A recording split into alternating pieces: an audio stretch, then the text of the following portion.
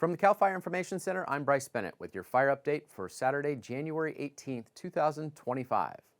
While firefighters continue to make good progress, officials are continuously reassessing evacuation orders to ensure safe return of residents.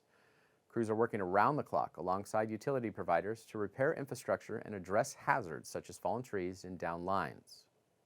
While there has not been an increase in acreage, containment continues to rise, with the Palisades at 43% and the Eaton at 63%. As a part of the ongoing recovery efforts, the Palisades area has repopulated certain neighborhoods outside of the fire perimeter. Residents seeking re-entry will be required to provide proof of residency approaching roadblocks. Acceptable forms of identification include a government-issued photo ID that clearly displays the resident's name, photo, and physical address. These measures are in place to facilitate a safe and organized re-entry process. CAL FIRE's Watershed Emergency Response Team, or WERT, continues to assess burn severity, values at risk, and mitigation needs to protect the environment and prepare for future rains. 27 fatalities have been confirmed, with additional potential fatalities being reported. Although additional cases are being confirmed, the current numbers make the Eaton and Palisades fire, at minimum, the 5th and 12th deadliest fires in California history.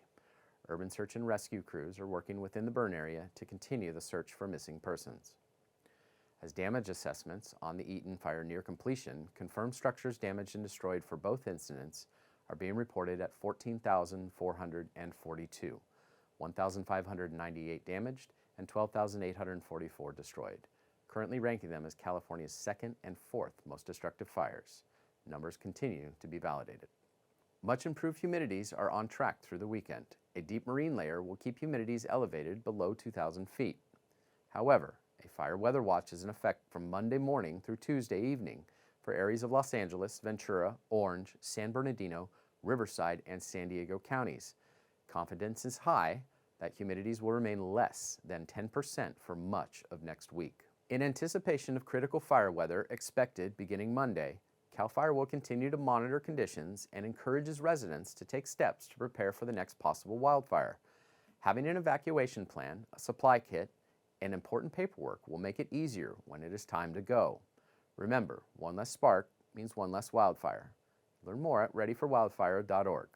As always, for accurate verified information regarding incidents in California, visit our website at fire.ca.gov. I'm Brice Bennett. Have a fire-safe day.